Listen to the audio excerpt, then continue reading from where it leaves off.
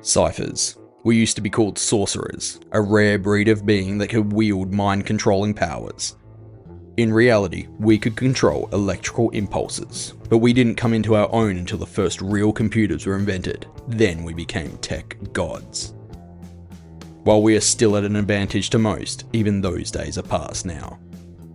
Now, we're a curiosity in a world where tech bridges all the gaps and has mostly replaced magic. My name's Ulf Whitlock. I'm one of a small number of people who has inherited the powers of the Cyphers. I'm also a hunter. I track down criminals for the government and that juicy paycheck. I even have my own badge.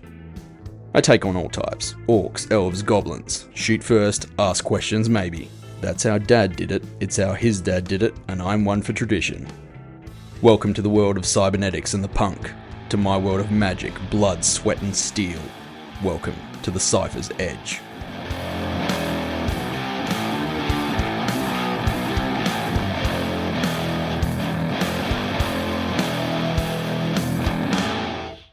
It had been a week since Fia had been locked up for the incident at the Brass Knuckles. I'd called Les and Rio that night on my way home. Les had no connections in the departments I needed. The Department for the Control of Predatory Species was apart from the police. Rio was pulling in a couple of favours to make Fia's time as comfortable as she could, but it was outside of her jurisdiction. Fia wasn't a hunter and not part of any active cases. I needed a lawyer, a good one. The charges that were laid against her were pretty standard, but the maximum jail time was 10 years, and I wasn't going to let it get that far. The last time she'd gotten out of control, we'd managed to keep the whole thing under wraps. Between Les and I, we'd tracked her down and covered up her actions. She hadn't hurt anyone, luckily. She had done some damage and scared a few people. It had left Les with a few hard-to-explain damages to his tack gear, and me with a couple of wounds that I could still feel if I twisted wrong. This was past the point of sweeping under the rug. For one, she had changed 100% of her own free will. I'd been contacting legal firms all morning, being told that I couldn't afford their fees for that kind of case, or that they didn't represent lichens due to the bad PR. My head was in my hands when there was a knock at the door. I didn't look up from the screen in front of me. I just linked to the cam hidden above the door and saw the hulking shape of Jasper on the doorstep. Sunnies on, shiny metal arms crossed over his chest. What the? I was racking my brains as to why he'd be at my door, and I couldn't think how he'd gotten into the building without a keycard. I got up to open the door. Messy hair down over my shoulders and across my face, dressed solely in a pair of loose old jeans, looking like I hadn't slept in the last week. The door slid open. I leant on the frame, looking up into the chrome-plated grinning teeth and tusks. "How did you get in here?" I asked, looking up and down the hall, expecting to see a hole punched in the wall where he'd climbed in. His grin widened. "One of your neighbours is a fan. She saw me trying to get the comm to work and let me in." "Who?" I asked skeptically. "Some old lady a floor down. Amy, I think she said her name was." "You're shitting me. Amy Chen." He shrugged. That was the biggest surprise I'd had all week, and I resolved to look into Mrs. Chen's hobbies a bit more in the future. Underground boxing matches? That was not where I'd expected to find her hanging out. "Funnily enough, I've got more interesting news than that. Can I come in?" I moved aside and he stepped through, his gaze looking over the space once before turning back to me. "Cozy." "Thanks." I pointed to a seat and went to the fridge, lifting out 2 beers and popping them on the edge of the table. I handed him one. Jasper took a long gulp, then sat back in his chair. "I was sorry to hear what happened to Fia." He sounded like he was actually concerned. He probably was. Jasper was a teddy bear under it all. "Thanks, I'm working on it," I said, trying to push the matter aside politely.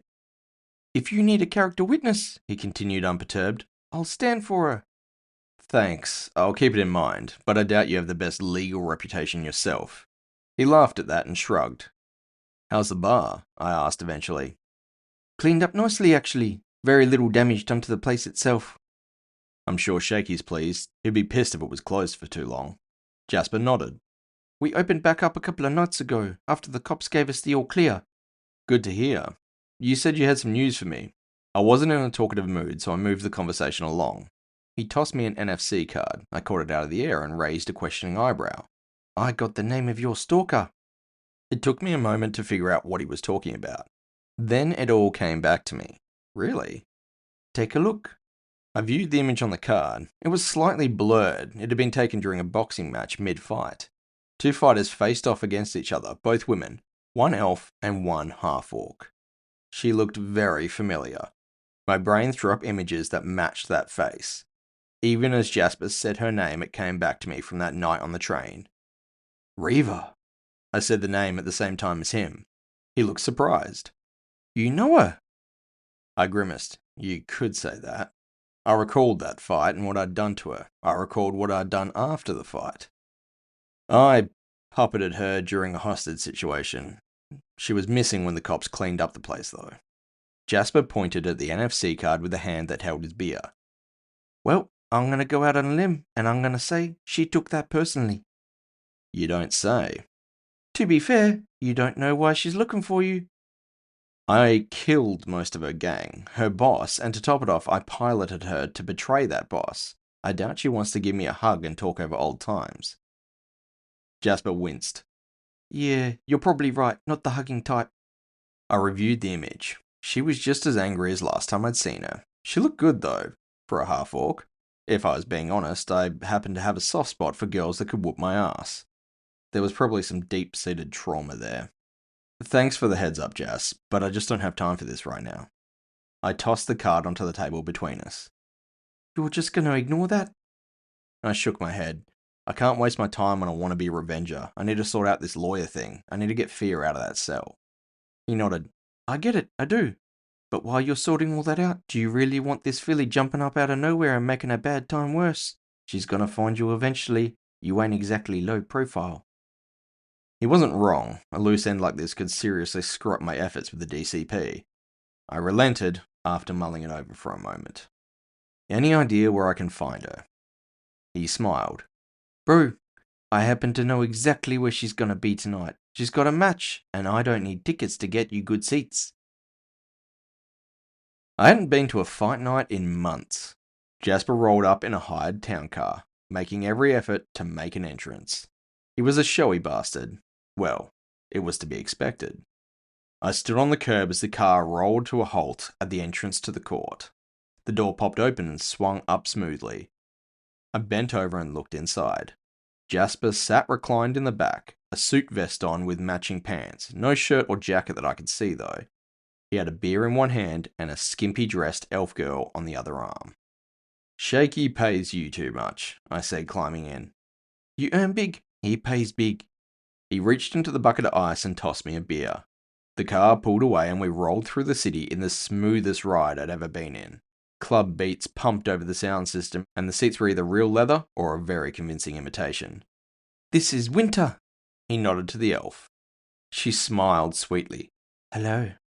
Aren't you a little hot for winter? Jasper laughed. You got no idea. I tried to relax and enjoy the ride, but all I could think was I should be doing something to further my case against the DCP. Where are we going? There were several locations the fight could be held, a few private clubs, some public locations, the occasional impromptu converted warehouse. It really depended how high profile this was going to be. He grinned like a kid. Eden. Well, that explained the flashy dress sense in the town car. Eden was a rooftop club, regular host for high-profile fights. It was frequented by the rich who wanted to dip their hands into the underbelly while sipping champagne and wearing suits. Our girl isn't big enough to be the main event, is she? Jasper shook his head. Nah, she's just the warm-up fight. Who's the headline then? Jasper looked smug and dusted some imaginary lint off his vest. Oh no, did I just become your entourage? Cheers, groupie! He laughed and clinked his bottle against mine. I sighed and necked the bottle while grabbing another one out of the ice. Next time, give me a heads up. I wanted to surprise you. The car slowed and joined the queue of other fancy rich-ass cars as we pulled into the venue. I got out feeling very underdressed in my plain button-up shirt and jeans. As soon as Jasper got out behind me, the crowd's focus changed. People who knew, knew. People who didn't were quickly educated. I fell in behind him, casually assuming the role of a bodyguard or something, like he needed one. I looked up at the front face of the huge skyscraper as we entered the foyer. 500 meters up and change, of steel and glass, apartments, offices, and clubs. The top of the structure was barely visible from the street, but the vague shapes of plant life tumbling over the side just added to the grandiose. "This is gonna be a long night," I muttered under my breath. We entered the ground floor and took the lift straight to the top. The queue at the door moved aside as we approached, and the velvet rope was lifted to admit the chrome-plated orc, arm candy, and bodyguard, apparently. Jasper grabbed me by the shoulder as we moved into a crowd of rich and beautiful people. They said racism was dead, but the majority of partygoers tonight were either elves or humans. The odd orc and half-breed were visible too, of course. Some more rare breeds of sentient races as well, and as I scanned the crowd, one sharply dressed goblin. Shaky moved through the crowd like oil moved over water. You could believe he owned the club. Any goblin dressed like that at this altitude was owed respect. He passed me a glass of what I assumed was wine. "Whitlock, Jasper dragged you out of your cave then?" I sipped the wine out of politeness. I wasn't keen on sour grape juice. "Well, I needed the fresh air. I haven't seen you outside your fortress in a while." He grunted. "We all need to get out and about, occasionally." "This isn't exactly my scene to get out in." I waved a hand around at the crowd and accidentally bumped a dark-skinned elf in a black suit, my wine narrowly missing his sleeve. "Ah, shit, sorry." He turned to me and gave me a small smile, completely nonplussed. He nodded genteelly. "No harm done." Then he wisely moved away a couple of meters. "See what I mean?" The music fell in volume all of a sudden, and Shaky replied. "Could have fooled me." He was laughing as he spoke. He pointed further into the crowd, at the center of the rooftop club. "The music's the cue that the match is gonna start." I nodded. "Shall we?" He led the way to the center of the milling crowd. A fight ring was sunk into the floor, a standard hexagon with padded ropes around the edge. The ring was surrounded by chairs and tables, laid out in concentric circles. This wasn't some messy stand-where-you-can fight. This place had sold tickets, it had a bar and waiters. This was very fancy. Shaky led me to a table that was elevated on a platform for a clear view of the ring. "My table, as Jasper's manager." I took a seat at one of the 4 luxurious armchairs and got comfortable. It was just Shaky and I, but he ordered a bottle of wine for him and a beer for me, the waitress delivering them promptly and standing nearby in case we wanted anything else. "Well, this is living." Shaky just grinned. This was just another Wednesday for him. The seats around us started to fill up. Many of them had tables between them, and most of the punters were in groups of 4 or 5. There was a few other raised platforms, tables for the fancy motherfuckers, either with money or power or both. I recognized some of them, big business tycoons, politicians, media personalities. I laughed internally as I recognized a couple of their escorts as hookers who lived near me. One in particular was on the arm of a priest that had a broadcast announcing exactly the kind of thing that he was attending tonight. Why do I feel like a little fish in a big pond? Shaky shrugged. "If it makes you feel any better, most of these people would be nobodies if they traveled a few 100 kilometers outside the city. It's all about knowing that somewhere there's a distance at which you become nobody, and knowing how far that distance is." "I just have to step out of my apartment," I said cynically. The goblin held up a finger. "Ah, but you could kill almost anybody here without breaking a sweat, and on top of that, you flash that badge of yours, they can't do shit. It's a different kind of power, boyo." I'd have to answer for my actions, though, eventually. They don't, they just pay people off. The gangster pulled out a cigar and lit it. He took a long pull and grinned. "Do you? I've seen you get away with some pretty questionable shit. Sure, they can buy their way out of most things, but you can put them down like a dog. Once they're dead, money can't buy shit. Besides, I could probably dig up dirt on most of these assholes that will give you a good excuse to put a bullet in them." I ran my eyes over the crowd trying to see them from Shaky's point of view. Not as their social position, but purely as a basic threat level. I opened my eyes to the other side and scanned the crowd. ID cards flicked up on my vision as all the public figures' profiles made themselves visible. The more restricted criminal records popping up with my federal clearance, and I saw what the goblin meant. They all had records. Charges dropped, of course, but the crimes were there. With a little provocation and a scratch of evidence, I could take any one of them out, hold up my badge, and no one would be able to do shit. Not legally. I'd forgotten how much freedom I actually had. The past weeks, since my father's death, I had been withdrawn, walking on eggshells, trying to keep myself safe, trying to keep an income to keep Fia safe. Look how that had turned out. Shaky was reminding me of the kind of power we hunters had. People didn't like it, but the reason why we existed was so we could take extreme actions and get away with it.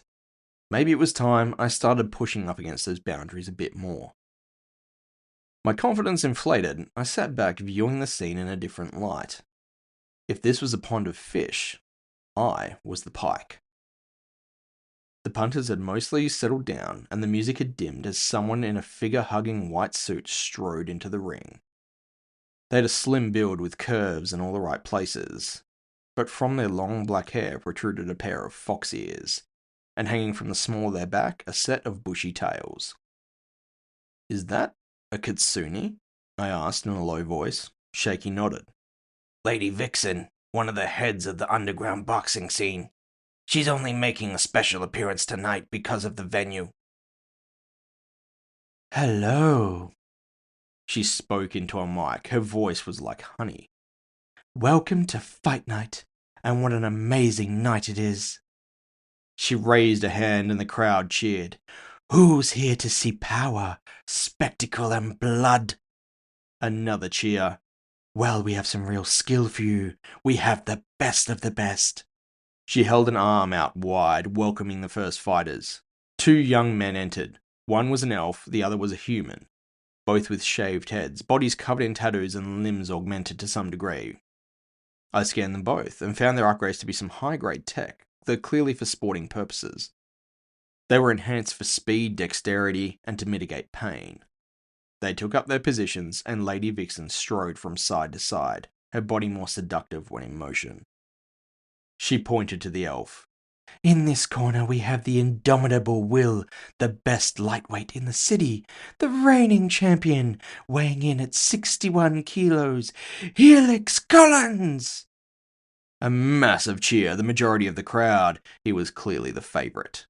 "And in this corner," she pointed to the humans stretching on the other side of the ring, "the challenger, on loan from the East Coast, weighing in at 61.1, Edwin the Whirlwind Depero." There was another cheer, not as big as the last one, but clearly massive. "Ladies and gentlemen," the kitsune punched the air, "let's rock this joint!" She stepped from the ring and the two fighters went through the motions of pre-match talk with the ref. The standard nod, the fist bump, the ring of the bell, and it was on. They started out slow, feeling each other out, getting a sense for what the fight was going to be. "You ever seen any of these two before?" I asked over the sound of the crowd. Shaky shook his head. "I don't usually watch the early matches, but apparently that boy is one to watch."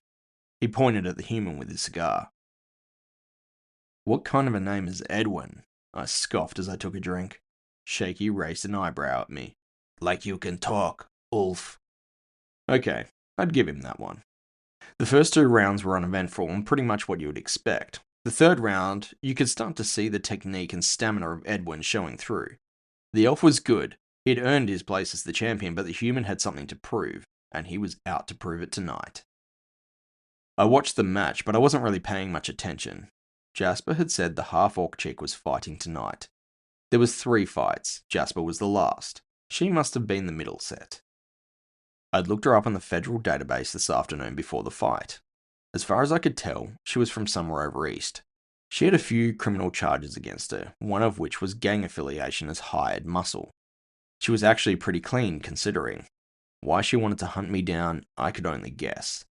The gang on the train hadn't been hers, technically. She was a mercenary, so why take it all so personally? Maybe I'd killed one of her family or friends back there. As we hit the 5th round, I could see Shaky was looking pleased with himself.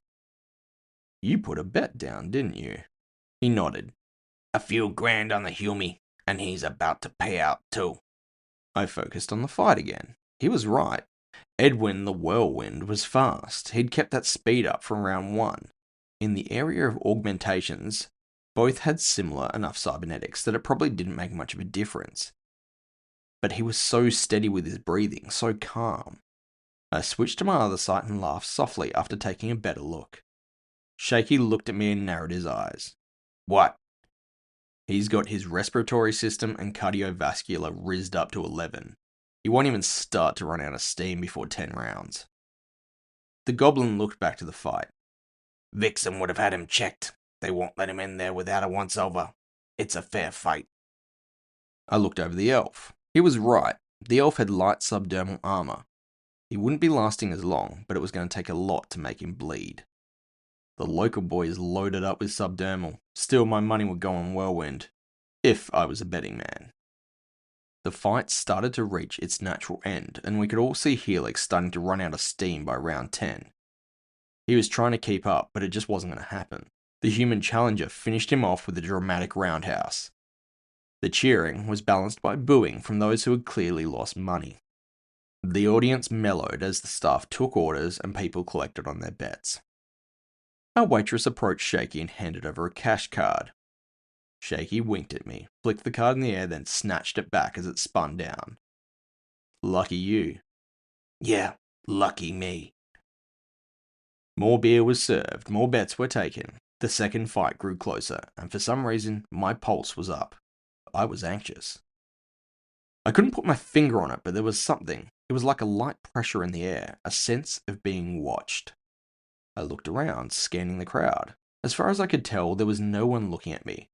No one was paying either me or Shaky any attention. The music dropped in volume and people took their seats. The Kitsune re-entered the ring and held her hands high.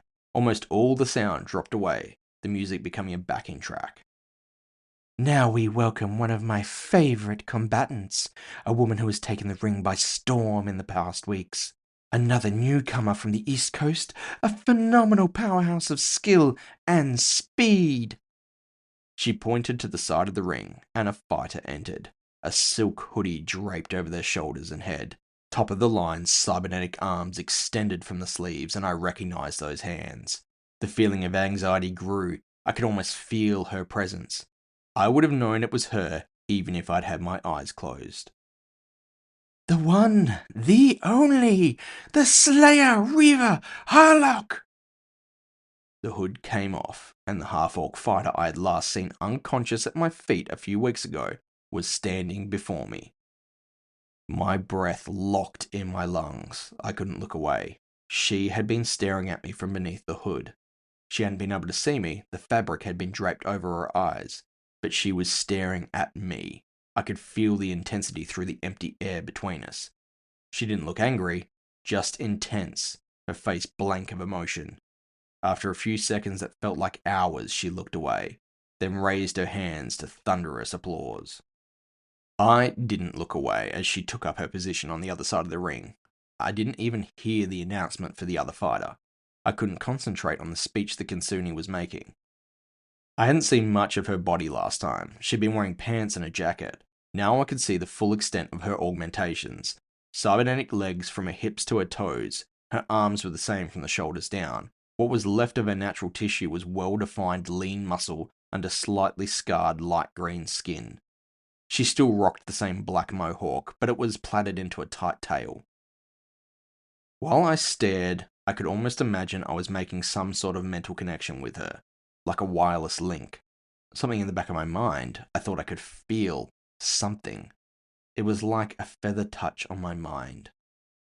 Ulf! Ulf! I shook myself as Shaky's voice pulled me back to reality. I was letting my imagination get the best of me. Sorry, what? He pointed his cigar to the two combatants. Where's your money? I didn't even hesitate. The half-orc, all the way. I had first-hand experience, and I would wager that this fight would be over before 10 rounds. I told Shaky as much, and he raised an eyebrow. You know her? Shit, Jasper hadn't told Shaky why I was here. Interesting. I grimaced. Yeah, she's the reason I'm here tonight. I'm surprised Jasper didn't mention it. The goblin shrugged. I don't pay him to talk. The fight kicked off. The opponent was something I hadn't seen before. They had short cut black hair, much like Fear's. but she had blue-black skin. It almost looked pearlescent. She had pointed ears like an elf and jet-black eyes. The most surprising thing about them was the lack of cybernetics. Who's the other fighter? You really weren't paying attention, were you? I sighed. Yeah, I know. What race are they? Half-caste Jinn. No shit. No wonder they had no cybernetics. Jinn were pure magic. This chick probably had as much going for her in her genetics as I did with thousands in cybernetics. They were both fast. They both had incredible power, and some of the blows they were dealing each other should have been enough to kill a normal person straight up. I scanned Reva and found her skull was reinforced for shock. Orcs naturally like to headbutt during fights. It was a remnant of their prehistoric beginnings and how bull orcs used to challenge each other. But she had taken it to the next level. I watched her head snap to one side with a ferocious blow. She rolled with it and delivered a very succinct rebuttal. Tell me, I said casually, would a Hermes be considered fair in this fight? Shaky grinned, his sharp teeth making him look demonic. Oh yeah. I found myself rooting for her. I wanted her to succeed.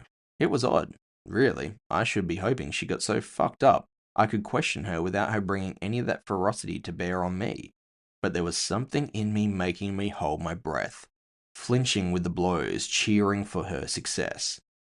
I restrained myself, of course, and I was glad Fia wasn't here to see this. She would have caught onto it in no time, and promptly pulled the piss out of me. At last, the moment arrived that I'd known was coming. It was the 5th round, and everyone was just getting into it. The half-blood Jinn overextended a punch, slightly losing their footing, and Reva didn't need to be asked twice.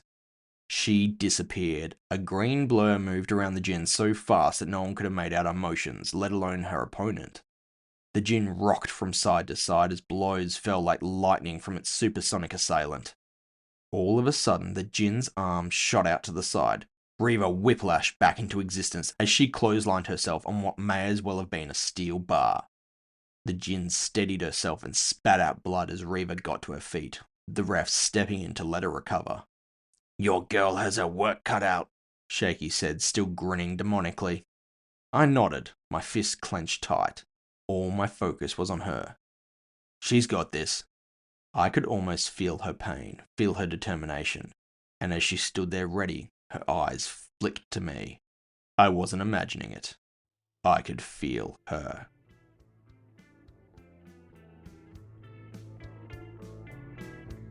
Thank you for listening to Cyphers Edge. Subscribe so as not to miss future episodes. New episodes uploaded every second Saturday.